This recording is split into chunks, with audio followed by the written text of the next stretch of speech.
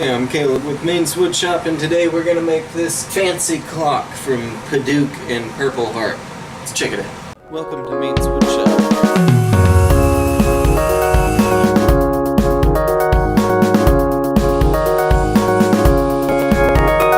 And making this really fancy clipboard shop kit box. Hello, Maine's Woodshop. Cheers. Making this awesome beer mug for your dead bird. I did not think that I was going to be making a Technic. I'm actually really happy with this. I think it looks really nice.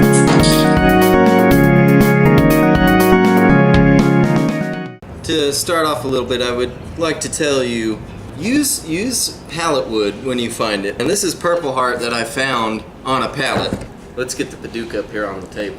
I got this paint can, and it's not that big around. That's gonna make up the clock face.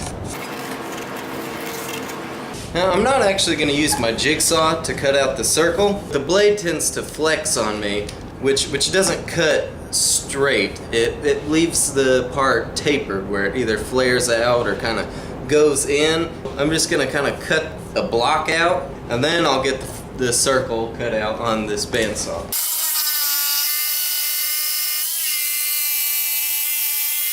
Padauk dust looks like rust dust.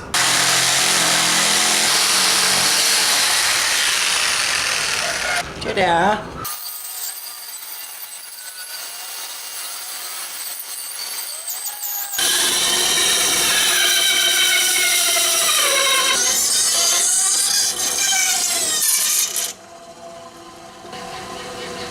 So let it be known that I don't have a disc sander, and if I did, that's what I would be using, but I don't, so I'm going to use the belt sander to sand down to my line, get it in its final shape.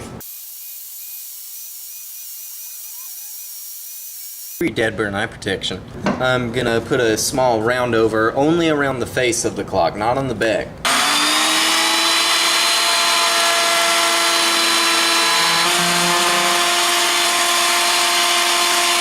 Since the Padauk is already pretty nice as it is, I'm only going to sand it right now with 120, and then when I'm ready to finish the clock, I'll finish up the sanding with 220.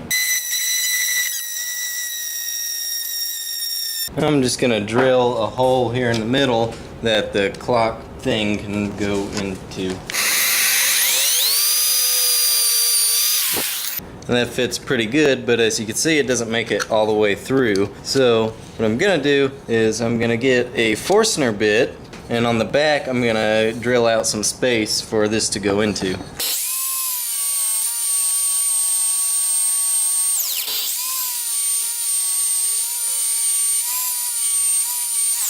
Oh, it's making a mess.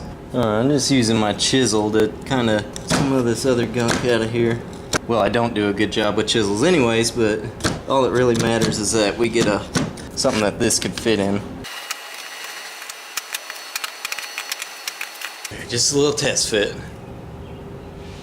I haven't referenced anything, so I think what I'm going to do is just draw out some pleasing shapes. I'll just go with this, and we could cut these shapes out on the bandsaw.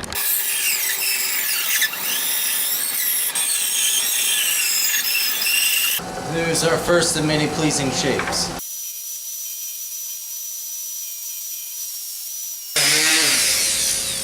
I would like to note the thing with Padauk, you gotta be careful when you sand it, because that fine rusty red dust will transfer easy to other pieces if you're mixing it with a different type of wood, and it's a pain to clean up. One other thing I'd like to note about using Purpleheart is when you're working on it, especially when you're sanding it, you may notice that it gets kind of dull and almost gray. That's pretty common. I have heard people say that what you can do is you could let it sit out in the sun for a while, and it'll help brighten that purple up again. So let's see if they'll kind of brighten up some more, and then if they do, then I'll go ahead and mount it to the clock.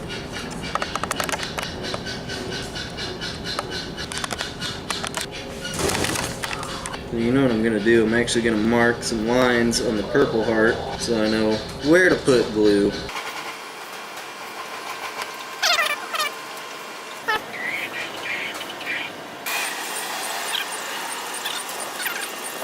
it's time to add on my numbers, my Roman numerals. And your 12, 3, 6, and 9 is what really matters.